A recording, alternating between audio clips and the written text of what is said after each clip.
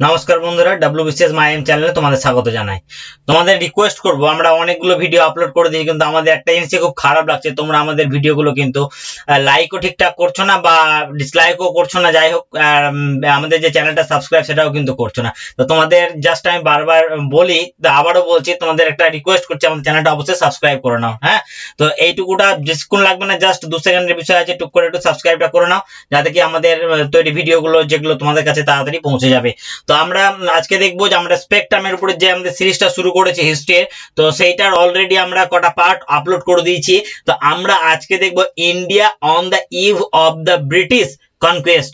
এই যে এটা রয়েছে, চ্যাপ্টারটা রয়েছে, সেই বিষয়টা কিন্তু আমরা আজকে দেখবো। অর্থাৎ যে ব্রিটিশরা আমাদের ভারতে যে সাম্রাজ্য যে শুরু করেছিল, তাদের যে সাম্রাজ্য বিস্তার বলো বা আমাদের ভারতকে দখল করার যেটা বিস্তার বলো যেটা শুরু করেছিল, সেই জায়গাটা কিন্তু আমরা দেখবো। তো আমরা প্রথমে কি দেখবো, দেখো কি বলছে, চলো আমরা শুরু করি। যে the first half of the 18th century saw the decline of the mighty Mughal. অর্থাৎ 18th সেঞ্চুরির যে শুরুতে সেখানে কি দেখেছি আমরা, মাইটি মুঘল বলতে কি বোঝাচ্ছে, যে সেই সময় এক সময় মুঘল কি ছিল, মুঘল প্রচুর ক্ষমতা অধিকারী ছিল, বিশাল ক্ষমতার অধিকারী ছিল, গোটা ভারত ছাড়িয়ে বাংলাদেশের প্রায় কম বেশি নিয়ে, পাকিস্তান নিয়ে, মানে একটা আফগানিস্তানে অনেকটা অংশ, বিশাল বিশাল একটা ইয়ে নিয়ে কিন্তু অবস্থান করেছিল এক সময় মুঘল সাম্রাজ্য। কিন্তু পরবর্তীতে কি হলো, পরবর্তীতে যখন এটা ফল হলো, এই যে বলেই দিচ্ছে এখানটাতে, ডেক্লাইন অফ দ্য মুঘল, তখন কি হয়েছিল, কখন এটা হয়েছিল, 18th সেঞ্চুরি যে মাঝামাঝি দিক থেকে কিন্তু এটা ডেক্লাইন শুরু হয়। Challenge before the Mughals two type of the challenge before the Mughal, মুঘলদের সামনে চ্যালেঞ্জ কি ছিল, mainly two type channel face the Mughal, দুই ধরনের চ্যানেল মানে চ্যালেঞ্জ তারা ফেস করেছিল। কি, এক হচ্ছে ইন্টারনাল চ্যালেঞ্জ, অর্থাৎ তাদের ইন্টারনাল বলতে বোঝাচ্ছে আভ্যন্তরীণ কিছু চ্যালেঞ্জ ছিল, সেটা তারা ফেস করেছিল। এবং কি বলছে, কিছু এক্সটার্নালও চ্যালেঞ্জ ছিল।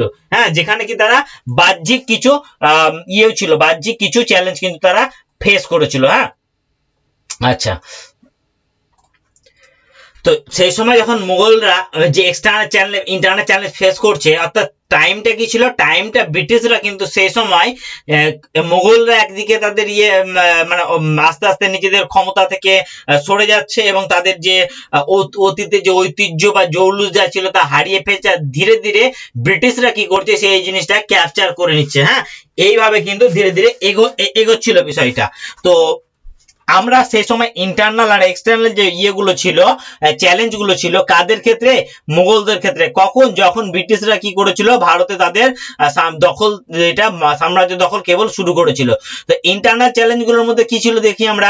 The main internal challenge was weak ruler after Aurangzeb, অর্থাৎ ভারতের সব থেকে সেই সময় দুর্বল কি ছিল, এই সময়কালে দুর্বল ছিল ঔরঙ্গজেবের পরে, কিন্তু সেই রকম কোন ক্ষমতাবান বা তাদের যে ধরনের মুঘলদের আমরা যে ধরনের রুলার হিসাবে চিনতাম, সেই ধরনের রুলার কিন্তু আর ছিল না। তো সেই কারণে কিন্তু মেইনলি ইন্টারনাল যে চ্যালেঞ্জগুলো দেখা দিয়েছিল। তো সেই চ্যালেঞ্জগুলো তার পরবর্তীতে কিভাবে এসেছিল, আমরা একটা ক্রোনোলজির উপরে দেখব। প্রথমে এই ক্রোনোলজি কিন্তু এখানে পরীক্ষাতে খুব ইম্পর্টেন্ট, এবং এই জিনিসটা থেকে প্রত্যেকবার দেখবা প্রত্যেকটা পরীক্ষাতেই কোনো না কোনো প্রশ্ন এসেছে, খুব কমন জিনিস এখানে। তো এটা খুব ইম্পর্টেন্ট জিনিস এবং খুব ভালো করে তোমরা দেখবা। ক্রোনোলজির ক্ষেত্রে কি, বাহাদুর শাহ প্রথম কত খ্রিস্টাব্দে কত রাজ্যগুলো, 1709 থেকে 1712 খ্রিস্টাব্দ পর্যন্ত কিন্তু তিনি রাজত্ব করেছিলেন। কার পরে এসেছিলেন তিনি, ঔরঙ্গজেবের মৃত্যুর পরে কিন্তু তাদের একটা ইন্টারনাল ডিসপিউট হয়েছিল, সেখানে কিন্তু তিনি জয়লাভ করে এসেছিলেন। Eldest son of the Aurangzeb empire the 63, এবং তিনি 63 বছর বয়সে সিংহাসনে বসেছিলেন। ঔরঙ্গজেবের কি ছিলেন, তিনি সব থেকে বড় ছেলে ছিলেন।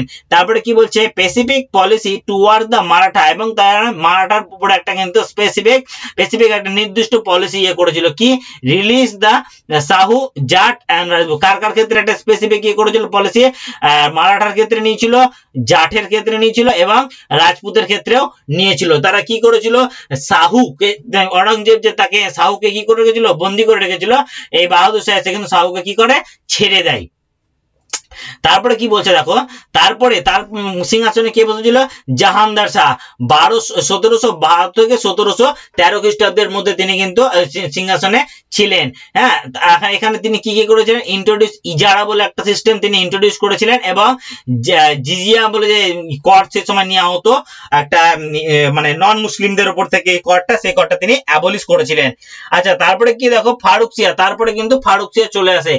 এই যে কাজগুলো করছে এগুলো কিন্তু এত তাড়াতাড়ি হচ্ছে, কিছু ব্যক্তি ছিল সেই সময় যাদের দ্বারাই কিন্তু এই জিনিসগুলো পরপর হচ্ছিল। আমরা এবার সেই জিনিসটা দেখব। ফারুকসিয়ার কত থেকে কত? ফারুকসিয়া 1713 থেকে 1719 খ্রিস্টাব্দ অবধি কিন্তু সিংহাসনে বসেছিলেন। কি করেছিলেন? কিল্ড জাহাঙ্গীর শাহ। তিনি কিন্তু জাহাঙ্গীর শাহকে হত্যা করেছিলেন কার হেল্প নিয়ে? সৈয়দ ব্রাদার। এই সৈয়দ ব্রাদারের ক্ষেত্রে কিন্তু মাথায় রাখবা, পরীক্ষাতে কোশ্চেন এসে থাকে, মানে এদেরকে কি বলা হতো? দ্য কিং মেকার বলা হতো। সৈয়দ ব্রাদার থেকে কি বলা হতো? কিং মেকার বলা হতো। আব্দুল্লাহ খান এবং হোসেন আলী, এরা দুজন কি ছিল? King maker. হ্যাঁ, এইখানে কিন্তু প্রশ্ন আসে এই থেকে, ইতিহাস থেকে, কি যে এখানে মুঘল সাম্রাজ্য থেকে কিং মেকার হিসেবে কারা পরিচিত ছিল? এখানে সৈয়দ ব্রাদার। আচ্ছা, তারপরে কি বলছে? Religious tolerance, abolish the jizya pilgrimage tax. এই জিজিয়াটা এখানে সম্পূর্ণভাবে করা হয়নি, পরবর্তীতে কিন্তু ফারুকসিয়ার দ্বারা সেটা কিন্তু সম্পূর্ণরূপে অ্যাবলিশ করা হয়েছিল, এবং পিলগ্রিমেজ যে ট্যাক্স ছিল সেটাকেও কিন্তু অ্যাবলিশ করা হয়েছিল। First emperor to be killed by noble, এবং কি হয়েছিল? প্রথম এম্পারার এই ফারুকসিয়া ছিলেন, কি করেছিলেন? নোবেলদের দ্বারা মানে মারা গিয়ে হত্যা হয়েছিল তাকে। নোবেলরা কি করেছিল তাকে? নোবেল বলতে বোঝাচ্ছে যে সেই সময় রাজপ্রাসাদে কিছু অভিজাত ব্যক্তি অবস্থান করত, নির্দিষ্ট পদাধিকার ছিল তারা, এবং সেই ব্যক্তিদেরকে বলা হতো নোবেল। অর্থাৎ তারা সেই সাম্রাজ্যের একটা, আমরা যেমন মন্ত্রী বলি না, ক্যাবিনেট মিনিস্ট্রি, তো সেই রকম তাদেরকে তুমি সেই ক্যাবিনেট মিনিস্ট্রির সঙ্গে তুলনা করতে পারো। আচ্ছা, তারপরে কি বলছে? ইস্যু দা 3 ফারমান। 1715 খ্রিস্টাব্দে 3টা ফরমান তিনি জারি করেছিলেন, যেটা কিনা আমাদের ভারতবর্ষের ক্ষেত্রে একটা কাল হয়ে দাঁড়িয়েছিল। সেই ফরমানটা কি বলা হয়? যেটা কার ক্ষেত্রে বরদান হিসেবে ছিল? সেটা ব্রিটিশদের ক্ষেত্রে ম্যাগনা কার্টা ছিল। Magna কার্টা of the company, British east India কোম্পানির জন্য কি ছিল? সেটা ম্যাগনা কার্টা ছিল।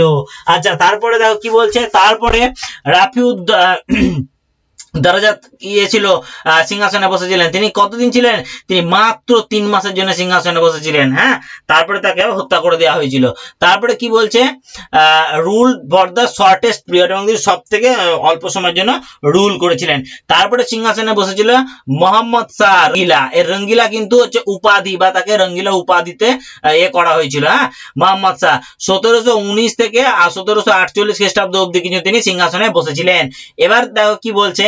Killed Syed brothers with the help of the Nizamul Mulk. তিনি কি করেছিলেন? তিনি এসেই কিন্তু আগে যে সৈয়দ বাদার কিং মেকার ছিল, তারা একের পর এক রাজাকে বসাচ্ছিল, একের পর রাজাকে মেরে ফেলা করাচ্ছিল, তাদেরকে কি করলো? তাদেরকে আগে হত্যা করে ফেললো, কেননা জানতো যে এরা আবার হয়তো তাকে হত্যা করে ফেলবে। সেই জন্য সে কি করলো?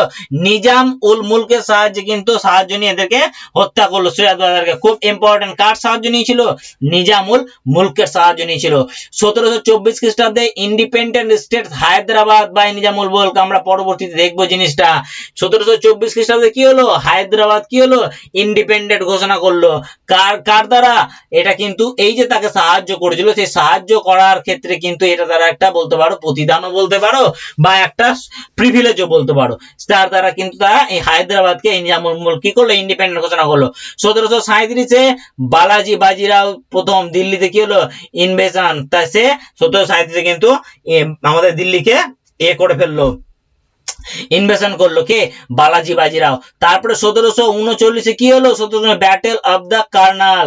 এখানে নাদির শাহ কিন্তু ডিফিট করলো মুঘলদেরকে। এই নাদির শাহ কিন্তু এসে আমাদের এতে কি করলো? যা ছিল মুঘলদের কিছু বেঁচে কুচে সম্পদ, সমস্ত কিছুকে লুট করে নিয়ে চলে গেল। হ্যাঁ, এই সময় থেকে কিন্তু ভারতের যে ক্রাউন জুল ছিল আমাদের, যে দুটো জিনিস, এক হচ্ছে কোহিনূর হীরা, আর দ্বিতীয়ত হচ্ছে যে ময়ূর সিংহাসন, এই দুটো জিনিসই কিন্তু নিয়ে চলে যায় কোথায়? পারস্যে নিয়ে চলে গেছিল। তারপর থেকে কিন্তু এই দুটো জিনিস আর ভারতে ফিরে আসেনি। আজ আমাদের দেশের থেকে এই কোহিনূর হীরা কোথায় রয়েছে? লন্ডনে রয়েছে।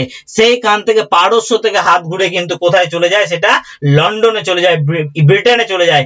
আমাদের এই ভারতের একটা অমূল্য সম্পদ। আজ ভারতের জিনিস হয়ে কিন্তু আমাদের ভারতের কোনো অধিকার বা দায়িত্ব বা অধিকার আমাদের কিছুই নেই। আচ্ছা, শুধু ইতিহাস হয়েই থেকে গিয়েছে। তারপরে কে বসেছিল সিংহাসনে? আহমেদ শাহ বসেছিল 1748 থেকে 1754 অব্দি তিনি সিংহাসনে বসেছিলেন।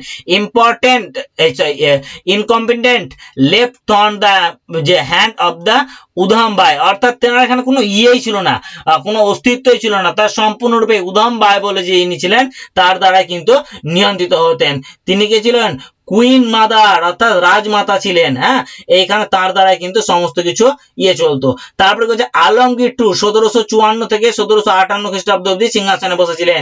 এই আলমগীর টু এর আমলে কিন্তু আমাদের যে ব্যাটেল অফ পলাশি সেটা কিন্তু হয়েছিল। এখানে মাথায় রাখবা, যদি প্রশ্ন এসে থাকে যে ব্যাটেল অফ পলাশি সময়কালে তখন মুঘল সম্রাট কে ছিল, তখন কিন্তু আলমগীর টু।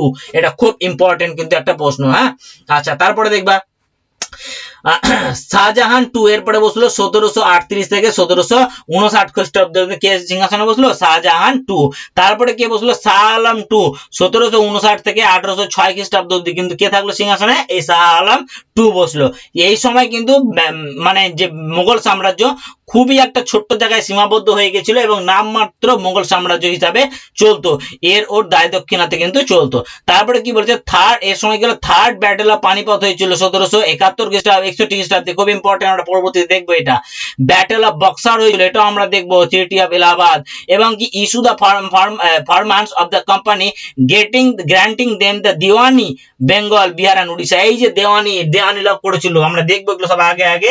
এই দেওয়ানি কার আমলে পেয়েছিল? এই শাহ আলম টু এর আমলে কিন্তু এই দেওয়ানি লাভ করেছিল ব্রিটিশরা। খুব ইম্পর্টেন্ট এটা, কিন্তু আমরা পরবর্তীতে সমস্ত জিনিসগুলো একটু দেখবো।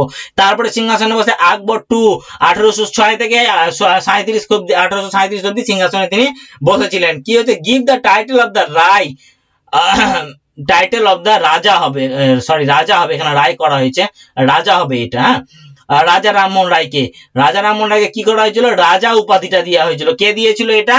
এটা দিয়েছিল কিন্তু তৎকালীন রাজা দ্বিতীয় আকবর। আচ্ছা, তারপরে দেখো বাহাদুর শাহ জাফর টু কি হয়েছে? লাস্ট মুঘল এম্পায়ার ছিল, অর্থাৎ তারপরে কিন্তু আর মুঘল এম্পায়ার কেউ কিন্তু এতে বসেনি। লাস্ট মুঘল এম্পায়ার কততে? 1857 খ্রিস্টাব্দে দ্বিতীয় সিপাহী বিদ্রোহ পরবর্তী থেকে কিন্তু আর মুঘল সাম্রাজ্য ভারতবর্ষে এক্সিস্টেন্সে ছিল না। এই বাহাদুর শাহকে রেঙ্গুনে করে দেওয়া হয়েছিল, নির্বাসন করা হয়েছিল, এবং সেখানে 1862 খ্রিস্টাব্দে তিনি মারা যান। হ্যাঁ, তারপরে আমরা ডিটেইলস এই জিনিসগুলো পরবর্তীতে দেখবো আবার। তারপরে কি বলছে? যে এক্সটার্নাল চ্যালেঞ্জ, আমরা ইন্টারনাল চ্যালেঞ্জ দেখলাম, এবার এক্সটার্নাল চ্যালেঞ্জ কি কি ছিল? এক্সটার্নাল চ্যালেঞ্জের মধ্যে নাদির শাহ, আমরা একটু আগে যেটা দেখলাম, এই নাদির শাহ পারস্য থেকে এসেছিল, ইন্ডিয়াতে আক্রমণ করেছিল। নাদির শাহ 1738 থেকে 1739 খ্রিস্টাব্দে কি হয়েছিল? ভারতের সমস্ত কিছু যা সেই সময়কার ধন দৌলত যে আমাদের ছিল সব একদম লুণ্ঠিত করে নিয়ে চলে গিয়েছিল। ব্যাটেল অফ কার্নালে কে পরাজিত হয়েছিল? মুঘলরা পরাজিত হয়েছিল। পরীক্ষাতে আসতে পারে কার মধ্যে ব্যাটেল অফ কার্নাল হয়েছিল? নাদির শাহ এবং মুঘলদের মধ্যে। Capture the lord and the emperor Mohammad Shah কি করেছিল? লর্ড মোহাম্মদ শাহকে কি করেছিল? ক্যাপচার করে ফেলেছিল, ধরে ফেলেছিল। Annexe the area of the West Indus, কি হয়েছে? ওয়েস্ট ইন্ডাসে আমাদের যে পশ্চিম সিন্ধু প্রদেশের পশ্চিম দিকটা থেকে সে ক্যাপচার করে নিয়েছিল। Looted the peacock throne and the Kohinoor, এই যে বললাম একটু আগে, এই কোহিনুর হীরা আর পিকক থনকে নিয়ে চলে গিয়েছিল। আহমেদ শাহ আবদালি, এরপরে আমাদের লাস্ট যে মানে মেজর অ্যাটাক হয়েছিল ব্রিটিশদের আগে, যা ভারতের একদম যে আমাদের যে রাজস্ব ব্যবস্থা যেগুলো ছিল, মানে রাজত্ব যে রাজাদের ব্যাপারগুলো ছিল, যেটা কোমর ভেঙে দিয়েছিল একদম, সেটা হচ্ছে কি? সেটা হচ্ছে এই আহমেদ শাহ আবদালি 1748 থেকে 1764 তিনি বহুবার ভারতে আক্রমণ করেছেন। আমরা ডিটেইলসে পরে এগুলো দেখবো। হ্যাঁ, successor of the Nadir Shah পরে ইনি কিন্তু সাকসেসর ছিলেন। তারপর কি থার্ড ব্যাটেল অফ পানিপথ তার আমলে হয়েছিল। কার সঙ্গে হয়েছিল? মারাঠা এবং এই আফগানদের সঙ্গে। কে জিতেছিল? আফগানরা জিতেছিল। কে হেরেছিল? মারাঠারা কিন্তু হেরেছিল। এইটাও আমরা থার্ড ব্যাটেল অফ পানিপথ কিন্তু ডিটেইলসে পড়বো। আমরা এখানে এই ভিডিওটা শেষ করছি। তোমাদের এই যে ইনফরমেশন গুলো দিলাম, সেগুলো আশা করছি তোমাদের ভালো লাগবে। কয়েকটা জায়গাতে আমাদের টাইপিং একটু মিস হয়ে গেছিল, সেটা তোমরা একটু দেখে নিও। বাকি আমরা যা যাবতীয় যতটুকুটা করার আমরা নিজেদের আরো ইমপ্রুভমেন্ট করার আমরা করব। তোমাদের ভালো লাগলে অবশ্যই ভিডিওটা আমাদের একটা করে দিয়ে ভিডিওটাকে লাইক করে দিও এবং আমাদের চ্যানেলটা সাবস্ক্রাইব করে নিও। তোমাদের বারবার রিকোয়েস্ট করছি আমাদের চ্যানেলটা সাবস্ক্রাইব করো। আমাদের সাবস্ক্রাইবার খুব অল্প, আমাদের সাবস্ক্রাইবটা একটু বাড়াও, এইটুকুটা তোমাদের রিকোয়েস্ট করছি। হ্যাঁ, এখানে ভিডিওটা শেষ করছি। ধন্যবাদ।